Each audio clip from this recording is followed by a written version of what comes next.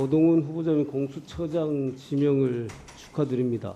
네, 감사합니다. 개인적으로는 축하받을 일일 수 있겠습니다만은 이것이 과연 국민들께서도 축하를 해주실 일인지 저는 좀 의문이 듭니다. 오늘 이 청문회를 통해서 그런 국민적인 의문들에 대해서 이 후보자가 잘 소명을 하기를 바랍니다. 자, 지금 많은 언론 국민들께서 후보자의 지금 아빠 찬스 소위 또 남편 찬스 여기에 대해서 굉장히 큰 분노를 하고 계십니다. 자, 일단 배우자 명의로 되어 있던 땅을 딸에게 매매하는 과정에 대해서 묻겠습니다. 20년 8월에 20살이던 딸에게 배우자 명의로 되어 있던 건물과 땅을 매도했죠.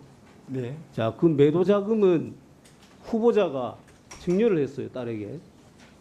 그래서 그 돈으로 산 거죠. 자, 이 거래가 이상하잖아요. 아버지가 딸한테 돈을 빌려주고 딸은 그 돈을 가지고 엄마 땅을 샀어요. 그 왜 이렇게 이상한 거래를 하죠?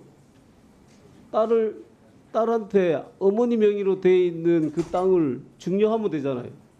아버지가 증여하나 엄마가 증여하나 똑같은 거잖아요. 왜 그렇게 했죠? 먼저 그 딸이 그 부동산 취득한 것과 관련돼 가지고 국민 여러분께 좀 심려를 끼쳐드린 점에 대해서 매우 송구하게 생각합니다. 간단하게 말씀드리면 제가 한 6억 정도로 평가한 그 산성동 주택에 대해서 지금 어떤 제3자한테 매매를 했습니다. 그런데 그 가계약 상태에서 파기가 되는 좀 급박한 상태가 벌어졌고 또 그 2020년 9월 초순에 그 관리처분 계획 인가가 나가지고 그 다음부터는 사실상 이제 매매가 불가능한 그런 상황이 있었습니다. 자, 그 그런 부분에 급박한 대해서는, 상황에서 예. 딸에게 그 매매가 이루어졌다는 점 말씀드립니다. 아니 그게 왜 급박한 상황이에요? 그건 이따가 충분히 설명을 하세요. 근데 제가 볼 때는 그게 급박한 상황이 될 수 없는 게 꼭 그걸 매매해야 되나요? 다른 사람에게 팔아야 되나요? 그대로 가지고 있으면 되잖아요. 가격도 오르고 좋은데 왜 굳이 팔아야 돼요? 다른 사람한테 팔아야 되는데 그러면 딸한테 왜 팔아요? 딴 사람한테 팔아야지. 가족한테 팔 이유가 없잖아요. 그 부분은 제가 볼 때는 납득이 잘 안 돼요.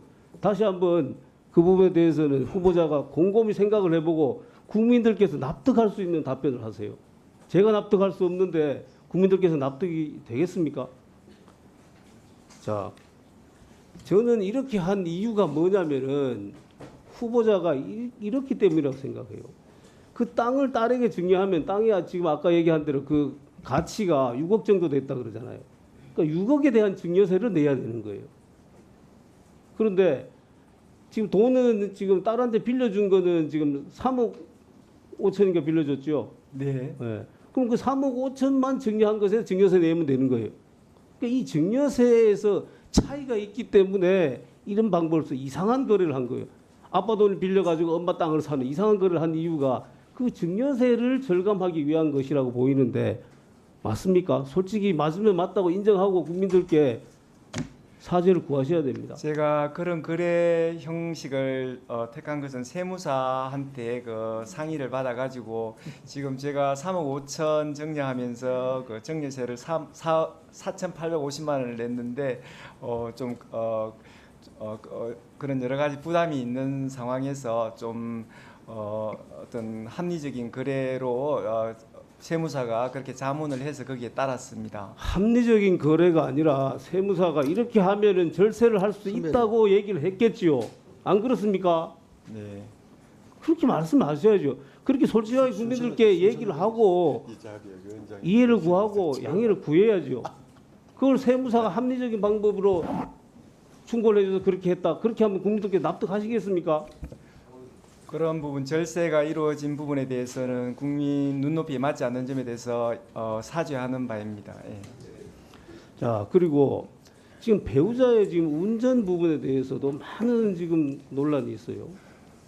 일단 배우자가 실제로 운전을 했는지 안 했는지가 굉장히 중요한 문제입니다. 지금 후보자 그 부분에 대해서 자료를 내지 않고 있다고 야당 의원님들께 얘기를 하고 계신데 저도 이 부분 자료는 반드시 제출해야 된다고 생각해요.